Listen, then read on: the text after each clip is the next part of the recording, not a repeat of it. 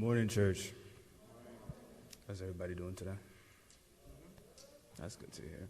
I'm glad that we're all able to come here on this Sabbath day, seeing everybody's faces, even though you guys have masks on, but you guys know what I mean. So today I'm going to talk about F.O.L.D, and what I mean by F.O.L.D is forgiveness, oppressors, learn, love, and decision. But before I go any further, I want to bow our heads so we can have a quick prayer. Heavenly Father, I ask you to let me be able to speak your word clearly so that everybody may be able to understand, and I ask you to let everybody be able to walk out here with some understanding of what I'm about to say.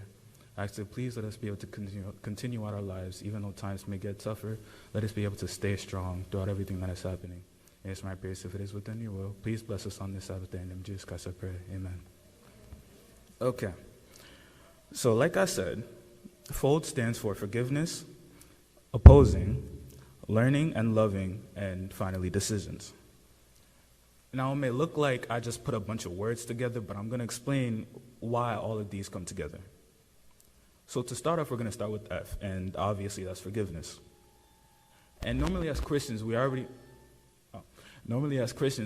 know that we're supposed to forgive. You know, we don't have room in our heart for hate, because we know as Jesus walked, he did not hate anybody. Even though Judas, betrayed him and Peter denied him, he didn't hate them. He still loved them throughout everything that they did. But the point I'm trying to make here is, if we are to walk like Jesus, we are to only have love in our heart. But by forgiving those, we also have to remember to not hold grudges against one another. For instance, if somebody does you wrong, you can't say you forgive them, but you still bring it up out of the blue, as to where, you never paid me back for that money I lent you, even though I forgive you for not doing so. If you forgive them, it's to just leave it in the past and continue to move on forward. Having hate in your heart won't let you continue moving forward. It'll only hold you back. Because in Hebrews 8 verses 12 it says, "For I will be merciful toward their iniquities, and I will remember their sins no more." A sin is basically, you're lying. And if I say that I will pay you back, but I never did, I basically lied to you. And I continue to, because I never did. But I forgive you for that, and I let it back. The Bible here, it's to guide us. It's not something we just carry around on our side to pretend as if we come to church. All of the verses that I speak, that the pastor may speak, it's here to help us. And a lot of times, we choose to hold the pain that people gave us. But as we grow, as we continue to move forward, we learn to forgive and forget. And by forgetting, I don't mean necessarily just putting yourself in the same situation that happened before, but I mean just letting it go, as I kept saying before. But I don't want to keep repeating myself like a broken record. So to move on, I'll be moving on to O, which is opposing. Those who oppose you, they may do certain things that may question your own belief. And it may not happen to everybody here, but it certainly has happened to me, especially through my 4 years of high school. A lot of people will come up to me and say, don't you ever question yourself? And I don't lie to them. I'll be like, sometimes I do. But then I remember, all the things that has happened. I'm standing here right now. And I'm not even going to forget, I've been through so much stuff through high school, but right now I have to tell you, I've been doing the best, and it's literally because of him. Because I prayed to him, and I asked him, give me a teacher that will help me. And he gave me 4 teachers that's been helping me throughout all of this.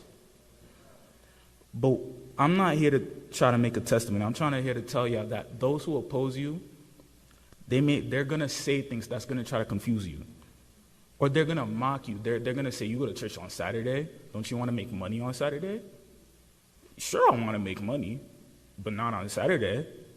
I got 6 days of the week I could do that, Or they might be the ones who may not mock you in your face, but they may do it behind your back. So by that, what I'm trying to say is, for those who oppose you, don't pay no mind to them.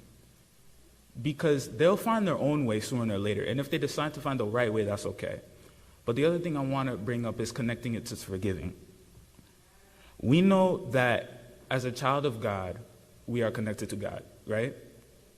So by that, if I oppose my mom, right, I'm opposing God. That's for sure. If you decide to not forgive a child of God, you are opposing God. Does that make sense to everybody? So with that being said, this is why I'm connecting it all together. You see, you can't do one thing and not have the other. Just as you walk in here, just as I'm walking in here with this suit, talking to everybody, I smell good, doesn't necessarily mean that I'm not opposing God. I'm not saying I am opposing him, but I'm just trying to give an example. It all depends on what you do outside the church, not what's inside the church. And to move on, we're going to go to L, which is learning and loving. And this is my favorite. As life goes on, we learn things. We learn what hurts, and we learn what makes us happy. Like for me, for instance, I know one of my favorite things to do is to be on the phone with my friends and laugh.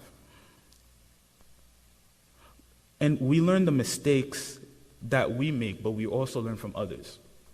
Because one of the craziest things you could ever really do in life is to see somebody do something stupid, but you go and do it anyways because you thought you were different. If it didn't work out for him, I'm going to say 90% of the time it's not going to work out for you. But as long as you learn from your mistakes and others, I can guarantee you that you will be okay, because now you know what to do and what not to do. Because in 1 Corinthians 13, verse 13, I moved a little bit too fast. But what I'm trying to just say here is, as long as you just learn from the stuff that others do, you'll be fine. But now I'm going to go on to love. And we know, and as I was explaining before, in our heart we don't have any room for hate. We learn that we are supposed to love one another equally. There is no difference between him and her. Well, there's no difference between him and her when it comes to loving each other as family. That's what I'm trying to say. I'm not trying to take it the wrong way. When it comes to giving love, you don't split it out. You make it equal. If I love my mom, I love my father. If I love Beslin, I love the same way I love all my other friends that I grew up with. And I grew up with here. Because in 1 Corinthians 13, verse 13, it says, "So now faith, hope, and love abide. But the greatest of these three is love." With those three combined, it's going to make love. It's like I have faith in my Father to raise me as the person I am today. And I have hope that he will continue teaching me, even though I may be like 28 and he's all the way 80. But I still have hope that he will teach me. That's love. And that the same thing applies to God. You know, you have faith that he's going to deliver, and you have hope that he's going to shelter you. Those things create love, because you can't say that I love God, but you don't have faith in him. You don't have faith that he's going to help you find some way to pay rent. You know what I'm trying to say? It's like asking him to help you with something, but then you still try to find your own way to do it, you know? You want to put in half the work in, but with all the signs that he's giving you, those are stuff you just can't ignore. So with learning and loving, you also just want to learn who to love and learn from your mistakes, but also learn that faith, hope, and love are all together, because you can't have one and have the other. And lastly, I'm going to end off with decisions. And after hearing everything I said today, and even though it was really short, because this is really something important that I want to speak to everybody, we have decisions to make. God does not force anybody to do anything. He will send somebody in your life to show you the correct way to go, but he will leave it completely up to you if you decide to make that decision or not. So I want everybody to take their hands and fold them like this. Right? And I want you to remember, do you decide to forgive those who oppose you and learn from your mistakes and learn to love one another and decide to only follow God? Or do you decide to follow your own path and make your own ways? Because in this world, nobody can really force you to do anything. Maybe your boss, he can, force you to come to work. But in this world, when it comes to religion, nobody's forcing you to be Seventh-day Adventist. Nobody's forcing you to be Christian. It's entirely up to you. But at the end of the day, it's up to you if you decide to make the right decision. And everybody here knows what the right decision is, just to come to church and worship God. Because we already know there's only one God. But if you decide to go your own separate way, then that's you. But after today, I just hope everybody understands what I was trying to say, that when you forgive others, you are to also forgive the people who oppose you. And you're also to learn to love one another with no hate in your heart, and decide at the end of the day, do you decide to follow God or follow somebody else? I hope everybody has a blessed Sabbath, and have a blessed Sabbath.